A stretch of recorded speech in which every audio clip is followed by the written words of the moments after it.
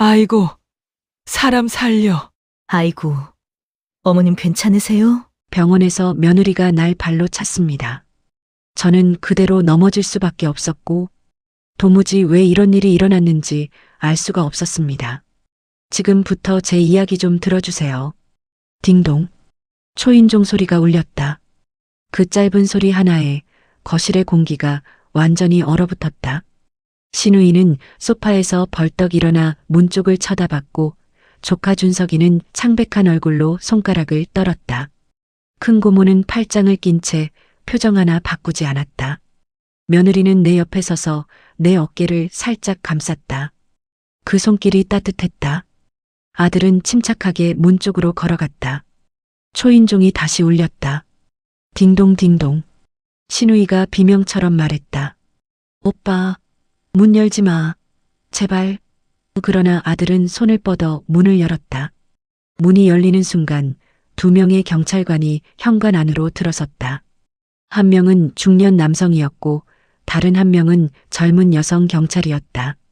남성 경찰이 거실을 한번 둘러보더니 차분한 목소리로 말했다. 신고 접수했습니다. 가족 간 폭행 사건 및 증거 조작 혐의 관련 출동했는데요. 신고자분이 계십니까? 아들이 고개를 끄덕였다. 네, 제가 신고했습니다. 경찰관은 고개를 끄덕이며 수첩을 꺼냈다. 피해자분은 어디 계십니까? 며느리가 내 팔을 가볍게 잡으며 앞으로 나섰다. 여기 계세요. 저희 어머니십니다. 나는 천천히 일어섰다. 다리가 아직도 욱신거렸지만 표정만큼은 단단하게 유지했다. 경찰관이 나를 보더니 조금 놀란 듯 물었다. 다치신 곳이 있으십니까? 네. 계단에서 떨어져서 다리를 다쳤습니다. 병원 진료는 받으셨습니까? 네. 진단서 여기 있습니다. 며느리가 재빠르게 가방에서 서류를 꺼내 건넸다. 경찰관은 진단서를 훑어보더니 고개를 끄덕였다. 골절상의 타박상 상당히 심각하네요. 그때였다. 신우이가 갑자기 소리를 질렀다. 그건 사고였어요. 사고. 제가 밀어서 넘어진 게 아니라고요. 경찰관이 차갑게 신우이를 쳐다봤다. 그건 조사 후에 밝혀질 일입니다. 신우이는 그제야 입을 다물었다. 하지만 그 눈빛은 여전히 초조함으로 가득했다. 여성 경찰이 조용히 물었다. 혹시 증거 자료 같은 건 있으십니까? 아들이 고개를 끄덕이며 노트북을 열었다. 네. CCTV 영상 있습니다. 그 말에 신우이의 얼굴이 새하얗게 변했다. 조카 준석이는 고개를 푹 숙인 채 아무 말도 하지 못했다. 큰 고모는 팔짱을 낀 채 조용히 지켜보고 있었다. 경찰관들이 노트북 화면 앞으로 다가섰다. 아들이 영상을 재생했다. 화면 속에서 신우이가 나를 거칠게 밀어내고 내가 계단 아래로 떨어지는 장면이 또렷하게 보였다. 경찰관은 표정 하나 바꾸지 않고 영상을 끝까지 봤다. 그리고 고개를 들어 신우이를 쳐다봤다. 본인이신가요? 영상 속 인물이? 신우이는 입술을 떨며 아무 말도 하지 못했다. 경찰관이 다시 물었다. 대답하십시오. 본인 맞습니까? 신우이가 고개를 천천히 끄덕였다. 네. 그 순간 거실의 공기가 완전히 가라앉았다. 경찰관이 말했다. 일단 임의동행 하셔야겠습니다. 조사가 필요합니다. 신우이가 비명을 질렀다. 안 돼요. 저 정말 실수였어요. 일부러 그런 게 아니라고요. 그러나 경찰관은 차갑게 고개를 저었다. 그건 조사 과정에서 밝혀질 일입니다. 여성 경찰이 조카 준석이를 쳐다보며 물었다. 혹시 이 사건에 관련된 분이 또 계십니까? 아들이 고개를 끄덕였다. 네. 저쪽에 있는 조카입니다. 증거 조작에 가담했습니다. 준석이가 얼굴이 하얗게 질려서 손을 내저었다. 저는 그냥 이모가 시켜서 경찰관이 냉정하게 말했다. 그것도 조사하겠습니다. 일단 같이 가시죠. 신우이가 무릎을 꿇었다. 바닥에 털썩 주저앉으며 울음을 터뜨렸다. 언니 제발 한 번만 용서해줘. 나는 그 모습을 가만히 내려다봤다. 가슴 한편이 조금 무거웠다. 그래도 나는 입을 열었다. 용서는 나중에 생각해 볼게. 신우이가 울먹이며 물었다. 정말요? 정말 용서해 줄 거예요? 나는 고개를 저었다. 아니, 지금은 아니야. 그 말에 신우이의 얼굴이 완전히 무너졌다. 큰 고모가 한숨을 쉬며 말했다. 영희야, 이건 내가 자초한 일이다. 신우이는 고개를 들어 큰 고모를 쳐다봤다. 엄마까지 그러면 어떡해? 큰 고모는 차갑게 말했다. 나도 내 편이 아니다. 넌 선을 넘었어. 경찰관이 신우이와 준석이에게 다가가며 말했다. 일단 서로 동행하시죠. 조사 후 처리 방향이 정해질 겁니다. 신우이는 마지막까지 울부짖었다. 언니 제발 고소 취하해줘. 제발. 나는 고개를 저었다. 안 돼. 내가 나한테 한 짓 그냥 넘어갈 수 없어. 경찰관이 신우이의 팔을 잡았다. 신우이는 발버둥을 쳤지만 경찰관은 단호하게 그를 문 밖으로 데려갔다. 준석이도 고개를 푹 숙인 채 경찰을 따라갔다. 문이 닫히는 순간 거실은 다시 조용해졌다. 나는 그 고요함 속에서 깊은 숨을 내쉬었다. 드디어 끝났다는 안도감이 밀려왔다. 경찰이 신우이를 데려가는 모습을 지켜보는 내 마음은 복잡했다. 미운 감정도 있었지만 한편으론 쓸쓸하기도 했다. 결국 그는 내 남편의 동생이었고 한때는 같은 집에서 명절을 보내던 사람이었다. 하지만 그런 추억도 그가 나를 계단 아래로 밀어냈던 그 순간 모두 사라졌다. 며느리가 내 옆에 앉으며 조용히 물었다. 어머니, 괜찮으세요? 나는 고개를 끄덕였다. 응, 괜찮아. 며느리는 내 손을 꼭 잡았다. 그 손이 따뜻했다. 정말 잘하셨어요. 어머니가 흔들리지 않으셔서 저희도 힘이 났어요. 나는 미소 지었다. 나도 너희가 있어서 힘이 났어. 아들이 노트북을 덮으며 말했다.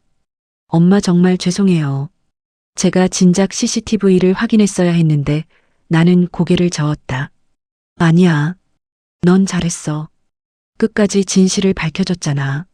아들은 눈가가 붉어진 채 고개를 숙였다. 그래도 엄마 혼자 그 고통을 견디게 해서 정말 미안해요. 큰 고모가 한숨을 쉬며 자리에서 일어났다. 나도 이만 가봐야겠다. 영희 일 때문에 당분간은 좀 정신없을 것 같아서. 나는 고개를 끄덕였다. 고모님, 오늘 와주셔서 감사해요. 큰 고모는 씁쓸하게 웃었다. 뭘 내 딸이 저지른 일인데. 내가 뭐라도 해야지. 큰 고모가 문을 나서기 직전 돌아서서 말했다. 형수님 미안해요. 정말 많이 미안해요. 나는 조용히 대답했다. 고모님 잘못은 아니에요. 그 애가 한 일이니까. 큰 고모는 고개를 끄덕이며 문을 나섰다. 문이 닫히는 소리가 거실에 울렸다. 이제 집안에는 나와 아들, 며느리만 남았다. 며느리가 물을 따라 내게 건넸다. 어머니, 물 드세요. 나는 물을 받아 천천히 마셨다. 목이 칼칼했다. 물을 마시는 동안 머릿속으로 지난 일들이 주마등처럼 스쳐 지나갔다. 계단에서 떨어지던 순간, 병원 침대에 누워 천장만 바라보던 순간, 며느리가 나를 의심하던 그 눈빛, 가리고 아들이 내 편이 아니라고 느꼈던 그 서러움까지. 나는 물잔을 내려놓으며 조용히 말했다. 이제 정말 끝난 거지? 아들이 고개를 끄덕였다. 네. 경찰 조사 끝나면 검찰로 넘어갈 거예요. 증거도 명확하니까 처벌은 확실할 거고요. 며느리가 덧붙였다. 어머니 원하신다면 민사로도 손해배상 청구할 수 있어요. 나는 고개를 저었다. 아니야. 그 정도까진 안 할 거야. 형사처벌만으로도 충분해. 아들이 조심스럽게 물었다. 그럼 나중에 이모가 용서 빈다고 하면 어떻게 하실 거예요? 나는 잠시 생각했다. 글쎄, 그건 그때 가서 생각해 볼게. 지금은 아무 생각도 하고 싶지 않아. 며느리가 조용히 말했다. 어머니 마음 정리되실 때까지 천천히 하세요. 저희가 옆에 있을게요. 그 말에 내 가슴이 뭉클했다. 나는 며느리의 손을 꼭 잡았다. 고마워. 정말 고마워. 며느리는 미소 지으며 내 손을 토닥였다. 아들이 소파에 앉으며 한숨을 쉬었다. 이모가 왜 그랬을까요? 돈 때문이었을까요? 나는 고개를 끄덕였다. 아마도 내 아버지가 남긴 재산 때문이었겠지. 아들이 쓴웃음을 지었다. 그 돈이 그렇게 중요했나? 나는 조용히 말했다. 사람은 돈 앞에서 변하더라. 아무리 가족이라도. 며느리가 말했다. 그래도 어머니는 흔들리지 않으셨잖아요. 그게 정말 대단하세요. 나는 고개를 저었다. 나도 흔들렸어. 많이 흔들렸지. 근데 너희가 있어서 버틸 수 있었어. 아들이 눈가를 훔치며 말했다. 엄마 저 정말 후회돼요. 엄마 말 안 믿었던 거. 나는 아들의 어깨를 토닥였다. 괜찮아. 이제 알았으면 됐어. 아들이 고개를 저었다. 아니에요. 괜찮지 않아요. 저 때문에 엄마가 얼마나 힘드셨는데 며느리도 고개를 숙였다. 저도요 처음엔 어머니 의심했었어요. 정말 죄송해요. 나는 두 사람을 번갈아 보며 말했다. 됐어. 이제 다 지나간 일이야. 앞으로 우리 잘 지내면 되지. 며느리가 눈물을 글썽이며 물었다. 정말 괜찮으세요? 나는 고개를 끄덕였다. 응. 이제 정말 괜찮아. 거실에 고요함이 내려앉았다. 하지만 그 고요함은 이전과 달랐다. 이제는 불안하거나 무겁지 않았다. 오히려 평온했다. 진실이 밝혀지고 거짓이 무너진 지금 우리는 비로소 진짜 가족이 되어가고 있었다. 경찰서로 끌려간 신우이와 조카 준석이의 소식은 이틀 뒤에 들려왔다. 아들이 경찰서에 다녀와서 내게 조사 내용을 전해줬다. 엄마, 준석이가 다 자백했대요. 나는 고개를 들어 아들을 쳐다봤다. 뭐라고 했는데? 아들이 한숨을 쉬며 말했다. 이모가 시켜서 핸드폰 영상을 조작했다고, 그리고 엄마가 며느리 때렸다는 증언도 거짓으로 꾸몄다고 했대요. 나는 쓴웃음을 지었다. 결국 다 털어놓았구나. 아들이 고개를 끄덕였다. 네. 준석이는 공범 인정받아서 형량이 좀 줄어들 수도 있대요. 근데 이모는 아들이 말을 멈췄다. 나는 조용히 물었다. 신우이는? 아들이 조심스럽게 대답했다. 이모는 끝까지 고의가 아니었다고 주장하고 있대요. 나는 고개를 저었다. CCTV에 다 찍혔는데 무슨 소용이야. 아들이 말했다. 경찰 말로는 영상 보면 명백한 폭행이라서 기소는 확실할 거라고 하더라고요. 며느리가 옆에서 물었다. 그럼 재판까지 가는 거예요? 아들이 고개를 끄덕였다. 네. 아마 그럴 것 같아요. 나는 깊은 숨을 내쉬었다. 재판까지 간다는 건 이 일이 더 길어진다는 뜻이었다. 하지만 나는 물러설 생각이 없었다. 그럼 재판 가야지. 끝까지 가야 해. 아들이 조심스럽게 물었다. 엄마 힘들지 않으세요? 나는 고개를 저었다. 힘들지. 근데 이거 안 하면 더 힘들어. 며느리가 내 손을 잡으며 말했다. 어머니, 저희가 도와드릴게요. 재판 준비도 같이 하고. 나는 며느리의 손을 꼭 잡았다. 고마워. 너희가 있어서 든든해. 아들이 말했다. 변호사도 선임해야 할 것 같아요. 제가 알아볼게요. 나는 고개를 끄덕였다. 그래. 부탁해. 며칠 후 경찰서에서 연락이 왔다. 조카 준석이가 나를 만나고 싶다고 했다. 나는 잠시 망설였다. 그 애를 만나서 뭘 듣고 싶은지 모르겠었다. 하지만 결국 나는 경찰서로 향했다. 며느리가 함께 가겠다고 했지만 나는 혼자 가겠다고 했다. 경찰서 조사실에 들어서자 준석이가 고개를 푹 숙인 채 앉아 있었다. 나를 보자 그 애는 천천히 고개를 들었다. 눈가가 붉게 충혈돼 있었다. 이모 죄송해요. 준석이의 목소리가 떨렸다. 나는 의자에 앉으며 조용히 물었다. 뭐가 미안한데?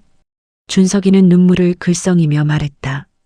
제가 영상 조작한 거 그리고 이모님이 며느리 때렸다고 거짓말한 거 다 잘못했어요.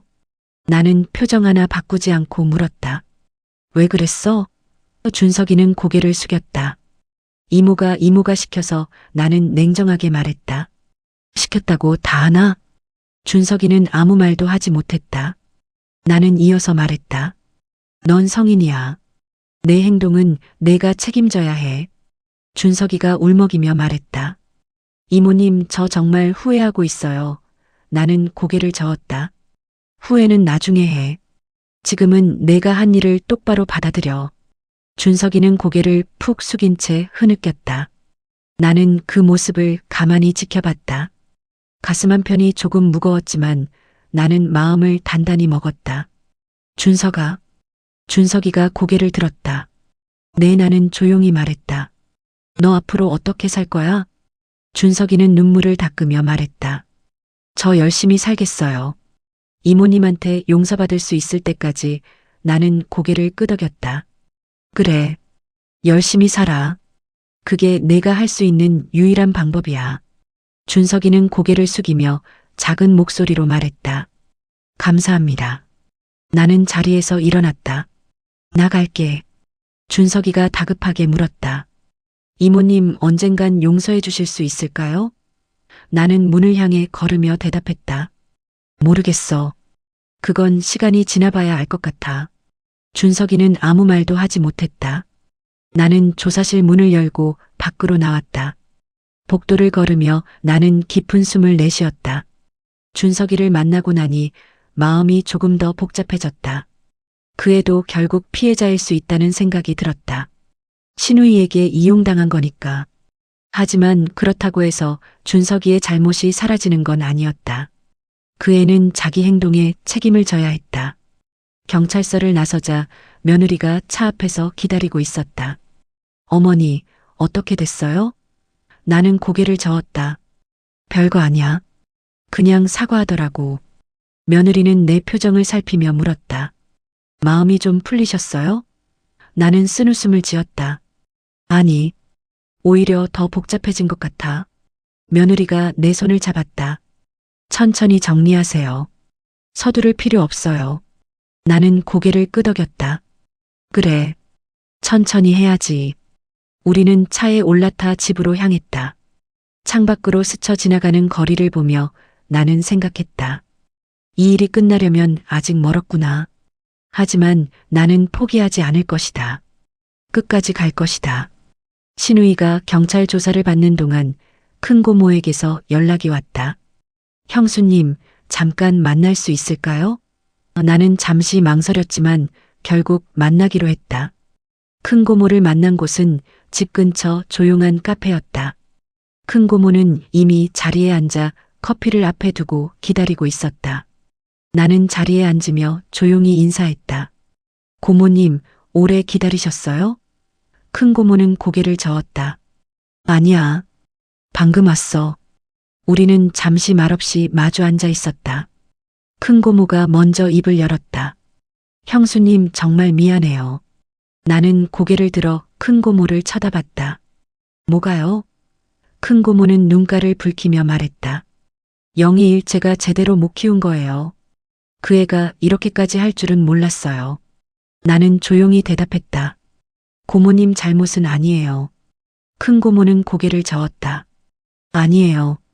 제 잘못이에요. 제가 너무 응석바지로 키웠어요. 나는 커피를 한 모금 마시며 말했다. 지나간 일은 어쩔 수 없어요. 이제 중요한 건 앞으로예요. 큰 고모가 눈물을 닦으며 물었다. 형수님, 영희 용서할 수 있을까요? 나는 잠시 생각했다. 모르겠어요. 솔직히 지금은 용서할 마음이 없어요. 큰 고모는 고개를 숙였다. 그렇겠죠. 당연하죠. 나는 조용히 말했다. 고모님, 저 지금 많이 힘들어요. 몸도 아프고 마음도 아프고.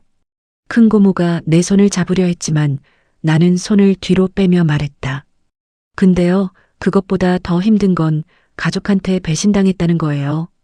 큰 고모는 아무 말도 하지 못했다. 나는 이어서 말했다.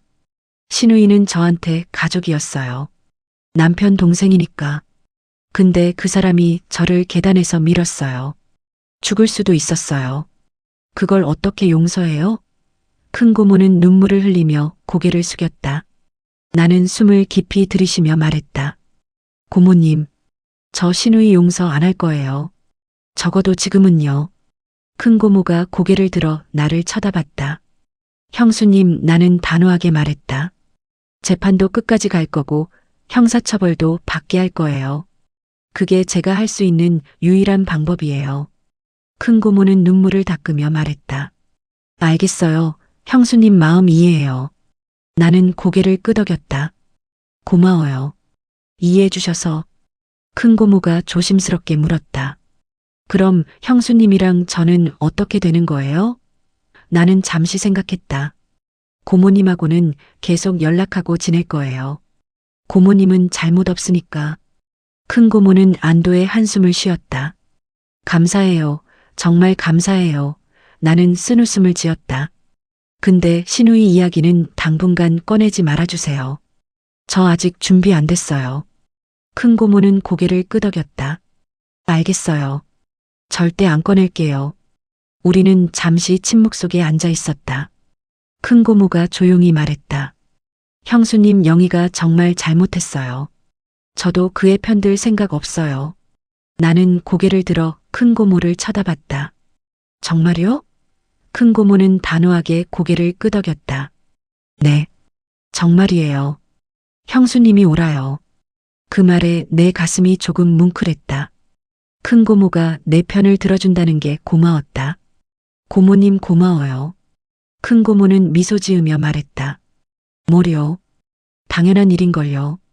우리는 그렇게 한참을 앉아 이야기를 나눴다. 카페를 나서며 큰 고모가 말했다.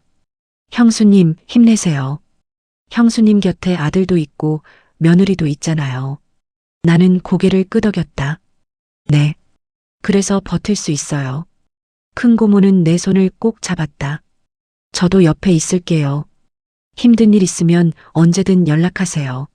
나는 큰 고모의 손을 꼭 잡으며 말했다. 고마워요. 정말. 큰 고모는 미소 지으며 고개를 끄덕였다. 우리는 그렇게 헤어졌다. 집으로 돌아오는 길, 나는 큰 고모의 말을 떠올렸다. 형수님이 옳아요. 그 말이 계속 귓가에 맴돌았다. 나는 옳은 일을 하고 있는 걸까? 나는 스스로에게 물었다. 하지만 곧 고개를 끄덕였다. 그래. 나는 옳은 일을 하고 있다. 신우이가 잘못했고 그에 대한 책임을 져야 한다. 그게 정의다. 나는 그렇게 스스로를 다독이며 집으로 향했다. 며칠 후 경찰서에서 다시 연락이 왔다. 신우이와 조카 준석이가 정식으로 기소됐다는 소식이었다. 아들이 전화를 받고 나서 내게 말했다. 엄마, 이모랑 준석이 기소됐대요. 나는 고개를 끄덕였다. 그래, 드디어 재판 가는구나. 아들이 조심스럽게 물었다. 엄마 재판 방청 가실 거예요? 나는 잠시 생각했다. 응, 가야지. 끝까지 봐야 해. 며느리가 옆에서 말했다. 저도 같이 갈게요. 어머니 혼자 가시면 힘드실 텐데. 나는 며느리의 손을 꼭 잡았다. 고마워. 재판 날짜가 잡혔다. 한 달 뒤였다. 그 한 달 동안 나는 변호사와 함께 재판 준비를 했다. 변호사는 중년 여성이었는데 차분하고 신뢰가 갔다. 어머님, 이 사건은 증거가 명확해서 승소 가능성이 높습니다. 나는 고개를 끄덕였다. 그럼 다행이네요. 변호사가 말했다. 다만 피고 측에서 합의를 제안할 가능성이 있습니다. 그때 어떻게 하실 건지 미리 생각해 두세요. 나는 단호하게 말했다. 합의 안 할 거예요. 끝까지 갈 거예요. 변호사는 고개를 끄덕이며 말했다. 알겠습니다. 그럼 그렇게 준비하겠습니다. 재판날이 다가왔다. 나는 며느리와 함께 법원으로 향했다. 법원 앞에는 이미 큰 고모가 와 있었다. 큰 고모는 나를 보자 조용히 고개를 숙였다. 형수님, 나는 고개를 끄덕이며 인사했다. 고모님, 우리는 함께 법정 안으로 들어갔다. 법정 안은 조용했다. 판사석 앞에는 신우이와 조카 준석이가 앉아 있었다. 신우이는 초췌한 얼굴로 고개를 숙이고 있었고 준석이는 불안한 눈빛으로 주변을 둘러봤다. 나는 그들을 보며 복잡한 감정이 들었다. 미운 마음도 있었지만 한편으론 안쓰럽기도 했다. 재판이 시작됐다. 판사가 사건 번호를 부르며 말했다. 피고인 영희, 피고인 준석, 일어나세요. 신우이와 준석이가 일어섰다. 판사가 물었다. 피고인들, 기소 내용 인정하십니까? 신우이는 고개를 저었다. 아니요. 저는 고의가 아니었습니다. 판사가 차갑게 말했다. 증거 자료가 있습니다. CCTV 영상 재생하겠습니다. 법정 안화면에 CCTV 영상이 재생됐다. 신우이가 나를 거칠게 밀어내는 장면이 또렷하게 보였다. 방청석에서 작은 탄식 소리가 들렸다. 판사는 영상을 끝까지 본 뒤 물었다. 피고인, 이 영상에 대해 할 말 있습니까? 신우이는 눈물을 글썽이며 말했다. 저는 정말 실수였어요. 일부러 민 게 아니에요. 판사가 냉정하게 말했다. 영상을 보면 명백한 폭행으로 보입니다. 신우이는 아무 말도 하지 못했다. 준석이도 고개를 푹 숙인 채 말이 없었다. 검사가 일어나서 말했다. 피고인들은 피해자를 계단에서 밀어 중상해를 입혔을 뿐 아니라 증거를 조작하여 피해자를 가해자로 몰아갔습니다. 이는 명백한 범죄 행위입니다. 판사는 고개를 끄덕이며 서류를 넘겼다. 변호사가 일어나서 말했다. 피해자는 현재도 다리 통증으로 고통받고 있으며 정신적 트라우마 또한 심각합니다. 엄중한 처벌을 요청합니다. 판사는 고개를 끄덕이며 말했다. 피고인 측 변호인 할 말 있습니까? 신우이의 변호사가 일어나서 말했다. 피고인은 깊이 반성하고 있으며 피해자에게 진심으로 사죄하고 싶어 합니다. 하지만 판사는 차갑게 말했다. 반성은 형량 결정 시 참고하겠습니다. 다음 공판은 한 달 뒤 진행하겠습니다. 재판이 끝나고 우리는 법정을 나섰다. 신우이가 나를 쳐다봤다. 그 눈빛에는 애원이 담겨 있었다. 하지만 나는 고개를 돌렸다. 지금은 신우이를 마주할 마음이 없었다. 며느리가 내 팔을 잡으며 말했다. 어머니 가요. 나는 고개를 끄덕이며 법원을 나섰다. 법원 밖에서 큰 고모가 나를 붙잡았다. 형수님 제발 한 번만 생각해 주세요. 영희도 후회하고 있어요. 나는 고개를 저었다. 아직은 아니에요. 고모님. 큰 고모는 눈물을 흘리며 고개를 숙였다. 나는 그 모습을 보며 마음이 무거웠지만 돌아서서 걸었다. 차에 올라타며 며느리가 물었다. 어머니, 괜찮으세요? 나는 고개를 끄덕였다. 응, 괜찮아. 하지만 내 목소리는 떨리고 있었다. 며느리는 내 손을 꼭 잡았다. 힘내세요. 거의 다 끝났어요. 나는 고개를 끄덕이며 창밖을 바라봤다. 그래, 거의 다 끝났다. 이제 조금만 더 버티면 된다. 재판이 끝나고 집으로 돌아왔을 때 거실은 고요했다. 아들과 며느리는 저녁 준비를 하러 부엌으로 갔고 나는 혼자 소파에 앉았다. 이 고요함이 낯설었다. 지난 몇 달 동안 내 삶은 소란스러웠다. 계단에서 떨어지고 병원에 입원하고 며느리와 아들에게 오해받고 신우이와 싸우고 그 모든 일들이 마치 폭풍처럼 휘몰아쳤었다. 하지만 이제 그 폭풍이 지나갔다. 거실은 조용했고 나는 혼자였다. 나는 깊은 숨을 들이쉬었다. 그리고 천천히 내쉬었다. 그 숨결 하나하나가 해방처럼 느껴졌다. 나는 더 이상 누군가의 의심을 받지 않아도 됐다. 더 이상 거짓말에 시달리지 않아도 됐다. 이제 나는 자유로웠다. 소파에 기대앉으며 나는 천장을 바라봤다. 천장은 여전히 하얗고 깨끗했다. 아무 일도 없었다는 듯이. 하지만 내 마음속은 여전히 복잡했다. 신우이에 대한 미운 마음, 큰 고모에 대한 미안함, 아들과 며느리에 대한 고마움. 그 모든 감정들이 뒤섞여 있었다. 며느리가 부엌에서 나와 물었다. 어머니, 차 드릴까요? 나는 고개를 끄덕였다. 응, 고마워. 며느리는 따뜻한 차를 가져와 내 앞에 놓았다. 나는 차를 한 모금 마셨다. 따뜻함이 목구멍을 타고 내려갔다. 며느리가 조심스럽게 물었다. 어머니, 오늘 재판 많이 힘드셨죠? 나는 고개를 끄덕였다. 응, 좀 힘들었어. 며느리가 내 옆에 앉으며 말했다. 그래도 잘 견디셨어요. 정말 대단하세요. 나는 쓴웃음을 지었다. 대단한 게 아니야. 그냥 해야 할 일을 한 거지. 며느리는 내 손을 꼭 잡았다. 그게 대단한 거예요. 우리는 잠시 말없이 앉아 있었다. 거실은 여전히 고요했다. 하지만 그 고요함 속에서 나는 평온을 느꼈다. 오랜만에 느끼는 평온이었다. 며느리가 조용히 말했다. 어머니, 이제 좀 쉬세요. 많이 지치셨을 텐데. 나는 고개를 끄덕였다. 그래, 좀 쉬어야겠다. 며느리는 일어서며 말했다. 저녁 준비 거의 다 됐으니까 조금만 기다리세요. 나는 미소 지으며 대답했다. 고마워. 며느리가 부엌으로 돌아가고 나는 다시 혼자 남았다. 나는 창밖을 바라봤다. 해가 지고 있었다. 노을이 하늘을 붉게 물들이고 있었다. 나는 그 노을을 보며 생각했다. 이 모든 일이 끝나면 나는 뭘 할까? 며느리와 좀 더 가까워질 수 있을까? 아들과는 다시 예전처럼 편하게 지낼 수 있을까? 신우이는 어떻게 될까? 나는 고개를 저었다. 신우이 생각은 하고 싶지 않았다. 아들이 부엌에서 나와 말했다. 엄마, 저녁 준비 다 됐어요. 나는 고개를 들어 아들을 쳐다봤다. 그래, 뭐 해줬는데?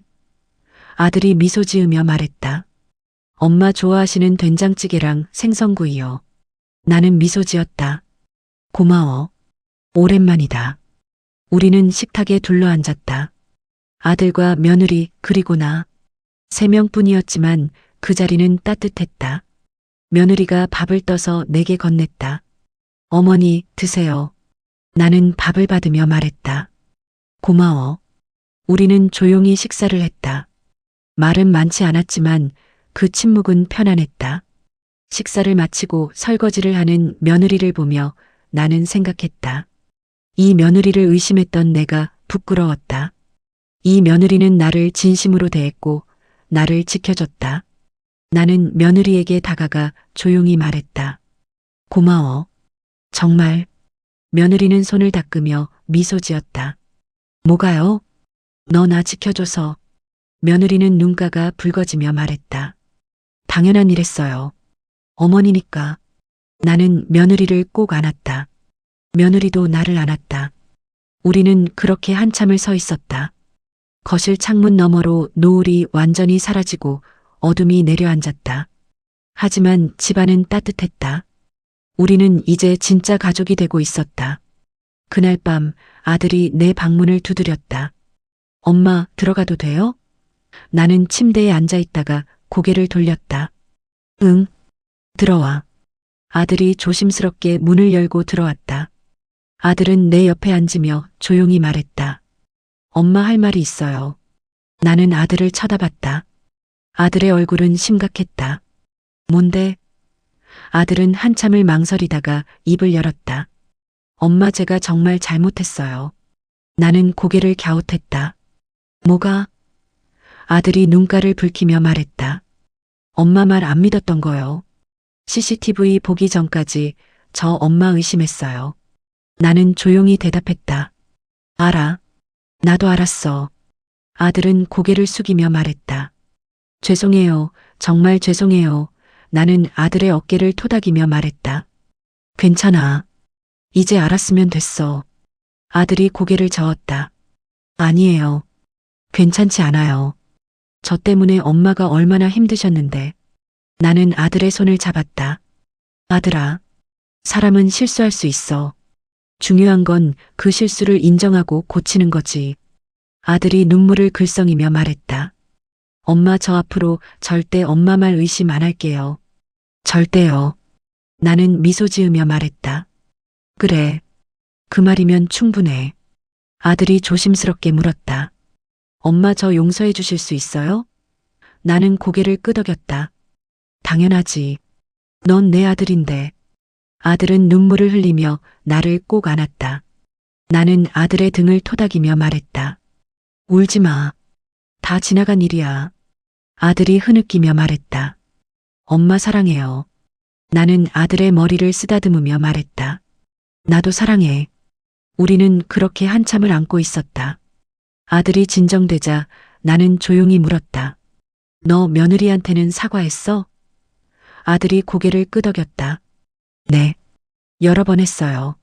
와이프도 용서해줬어요. 나는 고개를 끄덕이며 말했다. 그래. 다행이다. 며느리 잘 챙겨줘야 해. 아들이 말했다. 네. 알아요. 엄마도 잘 모시고요. 나는 미소 지었다. 그래.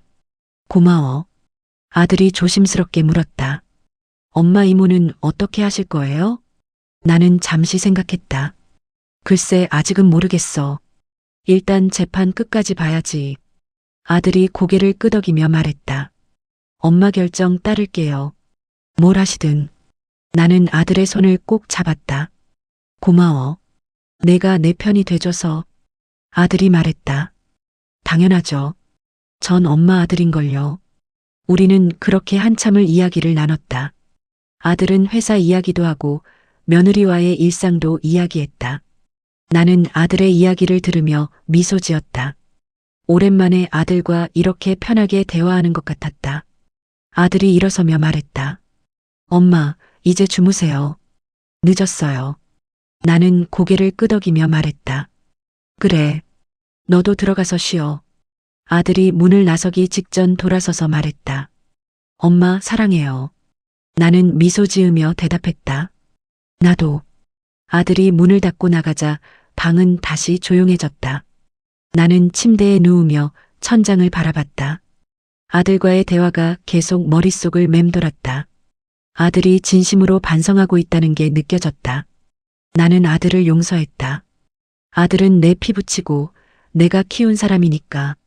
하지만 신우이는 달랐다. 신우이는 나를 죽일 수도 있었던 짓을 했다. 그걸 어떻게 쉽게 용서할 수 있을까? 나는 고개를 저으며 눈을 감았다. 신우이 생각은 내일 하기로 했다. 오늘은 아들과 화해한 걸로 충분했다. 나는 천천히 잠에 빠져들었다. 오랜만에 편안한 잠이었다. 다음 날 아침 며느리가 아침 식사를 준비하고 있었다. 나는 부엌으로 가서 며느리 옆에 섰다. 뭐 도와줄까? 며느리가 깜짝 놀라며 돌아섰다. 어머니, 아직 안 주무세요? 나는 고개를 저었다. 일찍 깼어. 뭐 도와줄까? 며느리는 미소 지으며 말했다. 괜찮아요. 거의 다 됐어요. 나는 며느리 옆에 서서 그 모습을 지켜봤다. 며느리는 능숙하게 계란을 부치고 김치를 꺼내고 밥을 담았다. 그 모습이 야무져 보였다. 나는 조용히 말했다. 너 정말 고마워. 며느리가 고개를 들어 나를 쳐다봤다. 왜요? 나 의심했었잖아. 미안해. 며느리는 고개를 저으며 말했다. 아니에요. 어머니 잘못 아니에요. 나는 고개를 끄덕이며 말했다. 그래도 미안해. 너 정말 억울했을 텐데. 며느리는 눈가가 붉어지며 말했다. 조금 속상하긴 했어요. 근데 이해해요. 어머니 입장에서는 그럴 수밖에 없었으니까. 나는 며느리의 손을 잡았다. 고마워. 이해해줘서. 며느리는 미소 지으며 말했다. 저희가 가족인데요. 당연한 거죠. 나는 며느리를 꼭 안았다. 며느리도 나를 안았다. 우리는 그렇게 한참을 서 있었다. 며느리가 조용히 말했다. 어머니, 저 앞으로 더 잘할게요. 나는 며느리의 등을 토닥이며 말했다. 너 지금도 충분히 잘하고 있어. 며느리가 눈물을 글썽이며 말했다. 감사해요. 그렇게 말씀해 주셔서. 나는 며느리를 놓아주며 말했다. 나도 너한테 더 잘할게. 앞으로. 며느리는 고개를 끄덕이며 미소 지었다. 우리는 함께 아침 식사를 준비했다. 며느리가 밥을 담고 나는 반찬을 차렸다. 아들이 부엌으로 들어오며 말했다. 우와, 엄마랑 와이프가 같이 준비하네. 며느리가 웃으며 말했다. 응. 어머니가 도와주셨어. 아들이 미소 지으며 말했다. 보기 좋다. 우리는 식탁에 둘러앉았다. 며느리가 국을 떠서 내게 건넸다. 어머니, 드세요. 나는 국을 받으며 말했다. 고마워. 우리는 조용히 식사를 시작했다. 아들이 말했다. 엄마, 오늘 날씨 좋던데 산책 가실래요? 나는 고개를 끄덕였다. 그래. 좋지. 며느리가 말했다. 저도 같이 갈게요. 오랜만에 셋이서 나가요. 나는 미소 지으며 말했다. 그래. 그러자. 아들이 말했다. 그럼 식사 끝나고 바로 갈까요? 나는 고개를 끄덕였다. 응. 좋아. 우리는 그렇게 식사를 마치고 산책을 나갔다. 공원은 햇살이 따뜻했다. 나는 며느리와 아들 사이에 서서 천천히 걸었다. 며느리가 내 팔을 잡아주었다. 어머니, 천천히 가세요. 나는 고개를 끄덕이며 말했다. 응. 고마워. 우리는 그렇게 공원을 한 바퀴 돌았다. 벤치에 앉아 쉬는 동안 나는 주변을 둘러봤다. 아이들이 뛰어놀고 노부부가 손을 잡고 걷고 있었다. 그 모습이 평화로워 보였다. 며느리가 조용히 물었다. 어머니, 기분 좀 나아지셨어요? 나는 고개를 끄덕이며 말했다. 응, 많이 나아졌어. 아들이 말했다. 엄마 앞으로 자주 이렇게 나와요. 나는 미소 지으며 말했다. 그래. 그러자. 며느리가 말했다. 저도 시간 내서 같이 다닐게요. 나는 며느리의 손을 꼭 잡았다. 고마워. 정말. 우리는 그렇게 한참을 공원에서 시간을 보냈다. 오랜만에 느끼는 평온이었다. 며칠 후 나는 변호사 사무실을 찾았다. 이번엔 형사사건 담당 변호사가 아니라 상속 전문 변호사였다. 변호사는 중년 남성으로 차분하고 신뢰가 갔다. 어머님, 오늘은 무슨 일로 오셨습니까? 나는 조용히 말했다. 상속 관련해서 정리하고 싶어서요. 변호사가 고개를 끄덕이며 서류를 꺼냈다. 현재 재산 상황이 어떻게 되십니까? 나는 남편이 남긴 재산 목록을 건넸다. 아파트 한 채, 예금 몇 천만 원, 그리고 약간의 주식. 변호사는 서류를 훑어보며 말했다. 아, 꽤 있으시네요. 이걸 어떻게 정리하고 싶으신 겁니까? 나는 단호하게 말했다. 신우이는 상속에서 제외하고 싶어요. 변호사가 고개를 끄덕이며 물었다. 특별한 이유가 있으십니까? 나는 간략하게 설명했다. 신우이가 나를 계단에서 밀었고 현재 재판 중이라는 것. 변호사는 고개를 끄덕이며 말했다. 그렇다면 충분히 가능합니다. 유류분 청구도 막을 수 있고요. 나는 안도의 한숨을 쉬었다. 다행이네요. 변호사가 말했다. 대신 명확한 증거가 필요합니다. 재판 기록이나 판결문 같은 거요. 나는 고개를 끄덕이며 말했다. 재판 아직 진행 중이에요. 판결 나오면 바로 가져올게요. 변호사는 고개를 끄덕이며 말했다. 그럼 그때 다시 오세요.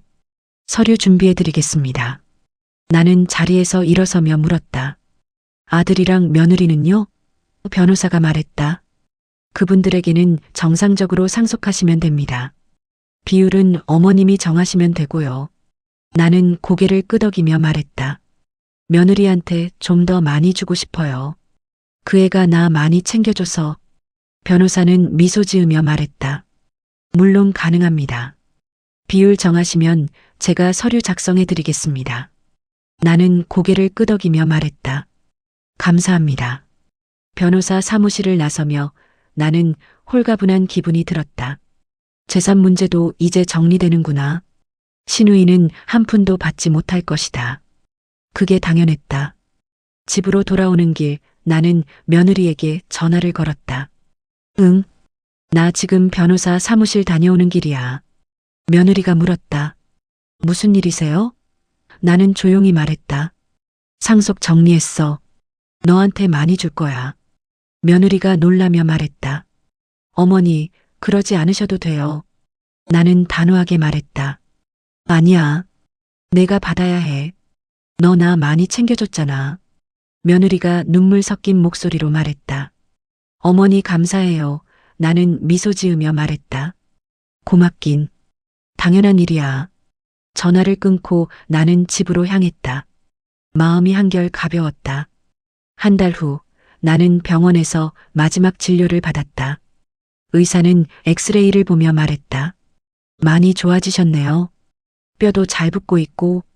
나는 안도의 한숨을 쉬었다. 다행이네요. 의사가 말했다. 이제 일상생활은 문제 없으실 거예요. 다만 무리는 하지 마세요. 나는 고개를 끄덕이며 말했다. 알겠습니다. 감사합니다.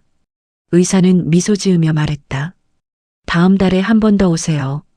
최종 확인하고 치료 종료할게요. 나는 고개를 끄덕이며 진료실을 나섰다. 며느리가 밖에서 기다리고 있었다. 어머니, 어떻게 됐어요? 나는 미소 지으며 말했다. 많이 좋아졌대. 이제 일상생활 문제 없대. 며느리가 환하게 웃으며 말했다. 정말요? 다행이다. 우리는 병원을 나서며 천천히 걸었다. 내 다리는 아직도 약간 불편했지만 이전보다 훨씬 나았다. 며느리가 내 팔을 잡으며 말했다. 어머니, 천천히 가세요. 나는 고개를 끄덕이며 말했다. 응, 고마워. 우리는 그렇게 병원 정문을 나섰다. 햇살이 따뜻했다. 며느리가 말했다. 어머니, 오늘 날씨 정말 좋네요. 나는 고개를 끄덕이며 말했다. 그러게. 오랜만에 이렇게 좋은 날씨네. 우리는 근처 카페에 들어가 차를 마셨다. 며느리가 조용히 물었다. 어머니, 이제 마음 좀 편해지셨어요? 나는 고개를 끄덕이며 말했다. 응, 많이 편해졌어. 몸도 좋아지고 재판도 거의 끝나가고. 며느리가 미소 지으며 말했다. 다행이에요. 나는 차를 한 모금 마시며 말했다. 너 정말 고마워. 옆에 있어줘서. 며느리는 눈가가 붉어지며 말했다. 저야말로 감사해요. 어머니가 저 믿어주셔서. 나는 며느리의 손을 꼭 잡았다. 앞으로도 잘 지내자. 며느리는 고개를 끄덕이며 말했다. 네, 당연하죠. 우리는 그렇게 한참을 카페에서 시간을 보냈다. 며느리와 이런저런 이야기를 나누며 웃기도 하고 진지한 이야기도 했다. 오랜만에 느끼는 평온이었다. 카페를 나서며 며느리가 말했다. 어머니, 저녁 뭐 드시고 싶으세요? 나는 생각하다가 말했다. 글쎄 된장찌개 어때? 며느리가 환하게 웃으며 말했다. 좋아요. 제가 끓여드릴게요. 우리는 집으로 향했다. 집에 도착하자 아들이 이미 와 있었다. 엄마, 병원 다녀오셨어요? 나는 고개를 끄덕이며 말했다. 응, 많이 좋아졌대. 아들이 환하게 웃으며 말했다. 정말요? 다행이다. 우리는 그날 저녁 3명이서 편안하게 식사를 했다. 며느리가 끓인 된장찌개는 맛있었고 아들이 사온 생선구이도 좋았다. 우리는 웃으며 이야기를 나눴다. 이제 우리는 진짜 가족이 되어가고 있었다. 그 후로 나는 며느리와 자주 산책을 나갔다. 며느리는 매일 아침 나를 깨우며 말했다. 어머니, 산책 가요. 나는 처음엔 귀찮았지만 점점 그 시간이 좋아졌다. 며느리와 함께 걷는 시간은 평온했고 행복했다. 어느 날 아침 우리는 공원을 걸으며 이야기를 나눴다. 며느리가 말했다. 어머니, 요즘 표정이 많이 밝아지셨어요. 나는 미소 지으며 말했다. 그래, 그런 것 같아? 며느리는 고개를 끄덕이며 말했다. 네. 예전엔 많이 힘들어 보이셨는데 요즘은 편안해 보이세요. 나는 며느리의 손을 꼭 잡으며 말했다. 너 덕분이야. 며느리는 눈가가 붉어지며 말했다. 아니에요. 어머니가 강하셔서 그런 거예요. 나는 고개를 저으며 말했다. 아니야. 너 없었으면 나 버티지 못했을 거야. 며느리는 눈물을 글썽이며 말했다. 어머니, 우리는 벤치에 앉아 한참을 이야기를 나눴다. 며느리는 자기 어린 시절 이야기도 하고 나는 내 젊은 시절 이야기도 했다. 우리는 서로를 더 알아가고 있었다. 며느리가 조용히 물었다. 어머니, 신우이분은 어떻게 하실 거예요? 나는 잠시 생각했다. 글쎄 아직은 모르겠어. 재판 끝나고 생각해 볼게. 며느리는 고개를 끄덕이며 말했다. 천천히 결정하세요. 서두를 필요 없어요. 나는 고개를 끄덕이며 말했다. 그래. 천천히 해야지. 우리는 그렇게 공원을 한 바퀴 더 돌았다. 아이들이 뛰어놀고 노부부가 손을 잡고 걷고 있었다. 그 모습이 평화로워 보였다. 며느리가 말했다. 어머니, 우리도 저렇게 늙으면 좋겠어요. 나는 미소 지으며 말했다. 그러게. 우리도 저렇게 되면 좋겠다. 집으로 돌아오는 길 며느리가 말했다. 어머니, 저 오늘 저녁에 갈비찜 해드릴게요. 나는 놀라며 말했다. 갈비찜? 그거 힘든데 며느리는 웃으며 말했다. 괜찮아요. 어머니 좋아하시잖아요. 나는 며느리의 손을 꼭 잡으며 말했다. 고마워. 정말. 그날 저녁 며느리가 만든 갈비찜은 정말 맛있었다. 아들도 감탄하며 말했다. 와이프, 이거 정말 맛있다. 며느리는 미소 지으며 말했다. 어머니 드시려고 정성껏 했어요. 나는 며느리를 보며 말했다. 고마워. 정말 맛있어. 우리는 그날 저녁 3명이서 편안하게 식사를 했다. 웃음소리가 끊이지 않았다. 이제 우리는 진짜 가족이었다. 봄이 왔다. 겨울 내내 집안에만 있던 나는 며느리와 함께 동네를 산책하기 시작했다. 지팡이를 짚고 천천히 걸었다. 며느리는 내 옆에서 천천히 걸어줬다. 어머니, 괜찮으세요? 좀 쉬실래요? 아니, 괜찮아. 이 정도는 할 수 있어. 우리는 공원 벤치에 앉아 쉬었다. 벚꽃이 흩날리고 있었다. 며느리가 말했다. 어머니, 벚꽃 정말 예쁘죠? 그러게. 올해는 더 예쁜 것 같아. 며느리가 웃으며 말했다. 어머니가 건강하셔서 그런 거 아닐까요? 나는 그 말에 웃었다. 그럴 수도 있지. 우리는 한참을 벚꽃을 바라보며 앉아 있었다. 바람이 불 때마다 꽃잎이 흩날렸다. 그 꽃잎을 보며 나는 생각했다. 인생도 저렇게 흩날리는구나. 떨어지기도 하고 날아가기도 하고 하지만 결국엔 봄이 오는구나. 며느리가 조용히 물었다. 어머니 요즘 마음은 좀 편하세요? 나는 고개를 끄덕였다. 응, 많이 편해졌어. 너 덕분에. 며느리가 손을 흔들었다. 아니에요. 어머니가 강하셔서 그런 거예요. 아니야. 내가 있어서 강해질 수 있었어. 며느리는 그 말에 눈물을 글썽였다. 한 달 후 집으로 편지 한 통이 왔다. 발신인은 신우이였다. 나는 한참을 그 편지를 들여다보다가 천천히 뜯었다. 편지에는 이렇게 적혀 있었다. 언니, 나 영희야. 언니한테 할 말이 정말 많은데 어디서부터 시작해야 할지 모르겠어. 미안해. 정말 미안해.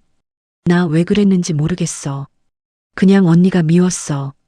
언니는 항상 잘 살고 나는 항상 힘들게 살았잖아. 근데 그게 언니 잘못은 아니었는데. 나 진짜 미쳤었나 봐. 지금 여기 있으면서 매일 후회해. 언니 다리는 괜찮아졌어? 나 진짜 용서받을 수 없는 거 알아. 근데 그래도 한 번만 용서해 줄 수 있을까? 영희가. 나는 편지를 다 읽고 나서 한참을 멍하니 앉아 있었다. 며느리가 옆에서 물었다. 어머니 괜찮으세요? 나는 고개를 끄덕였다. 응, 괜찮아. 답장하실 거예요? 나는 고개를 저었다. 아직은 아니야. 아직 용서할 준비가 안 됐어. 며느리는 고개를 끄덕였다. 천천히 생각하세요. 어머니 마음이 편한 게 중요해요. 나는 편지를 서랍에 넣었다. 언젠가는 답장을 쓸 수도 있겠지. 하지만 지금은 아니다. 아들은 그 일 이후로 완전히 달라졌다. 매일 퇴근 후 집에 들러 안부를 물었고 주말에는 며느리와 함께 나를 챙겼다. 어느 날 아들이 과일을 한 보따리 사들고 왔다. 엄마, 딸기 좋아하시잖아요. 시장에서 제일 좋은 거 샀어요. 나는 웃으며 받았다. 너 돈 아까운 줄도 모르고 엄마한테 쓰는 건 아깝지 않아요. 며느리가 옆에서 웃으며 말했다. 어머니, 요즘 신랑이 완전히 달라졌어요. 매일 어머니 이야기만 해요. 아들이 얼굴을 붉히며 말했다. 그럴 만하잖아. 내가 엄마한테 얼마나 못했는데. 나는 아들의 머리를 쓰다듬었다. 이제 잘하면 되지. 과거는 과거야. 아들은 그 말에 눈시울이 붉어졌다. 엄마 사랑해요. 나는 웃으며 대답했다. 나도 사랑해. 저녁 식사 시간, 우리 셋은 식탁에 둘러앉았다. 며느리가 정성껏 차린 밥상이 눈앞에 펼쳐졌다. 나는 그 밥상을 보며 생각했다. 이게 진짜 가족이구나. 아들이 밥을 먹으며 말했다. 엄마, 이번 주말에 같이 여행 갈까요? 엄마 다리도 많이 나았으니까. 며느리가 고개를 끄덕였다. 좋아요. 어머니, 바다 보러 가요. 날씨도 좋잖아요. 나는 웃으며 대답했다. 그래. 가자. 우리 셋이서. 아들이 웃으며 말했다. 엄마, 요즘 정말 행복해 보여요. 그래. 나 요즘 정말 행복해. 며느리가 손을 잡으며 말했다. 저희도요. 어머니 덕분에. 나는 그 손을 꼭 잡았다. 따뜻했다. 이 온기가 진짜 가족의 온기구나. 주말, 우리는 바닷가로 여행을 갔다. 나는 지팡이를 짚고 모래사장을 천천히 걸었다. 며느리는 내 옆에서 손을 잡아줬고 아들은 뒤에서 짐을 들고 따라왔다. 바다가 보였다. 파도가 출렁이고 있었다. 나는 그 파도를 보며 멈춰섰다. 며느리가 물었다. 어머니, 괜찮으세요? 나는 고개를 끄덕였다. 응. 그냥 바다가 예뻐서. 파도 소리가 들렸다. 철썩, 철썩, 철썩 그 소리를 듣고 있으니 마음이 편안해졌다. 세상의 모든 소음이 사라지는 것 같았다. 아들이 옆으로 다가와 말했다. 엄마, 사진 찍을까요? 그래. 찍자. 우리는 바다를 배경으로 사진을 찍었다. 며느리가 내 손을 꼭 잡았고 아들이 내 어깨에 손을 올렸다. 카메라 셔터 소리가 들렸다. 찰칵. 그 순간 나는 생각했다. 이제 끝이 아니다. 이제야 시작이다. 밀려왔던 과거는 이제 파도처럼 물러갔다. 시누이도, 조카도, 그 모든 아픔도 이제 과거다. 내 앞에는 새로운 미래가 펼쳐져 있다. 며느리와 함께 웃고 아들과 함께 걷고 이렇게 바다를 보며 행복을 느끼는 미래. 나는 파도를 바라보며 조용히 말했다. 고마워. 며느리가 물었다. 누구한테요? 나는 웃으며 대답했다. 너희한테. 며느리와 아들이 동시에 웃었다. 저희도 감사해요, 어머니. 바람이 불었다. 머리카락이 흩날렸다. 나는 그 바람을 맞으며 눈을 감았다. 그리고 속으로 말했다. 이제 난 자유다. 이제 난 행복하다. 내 인생은 이제 시작이다.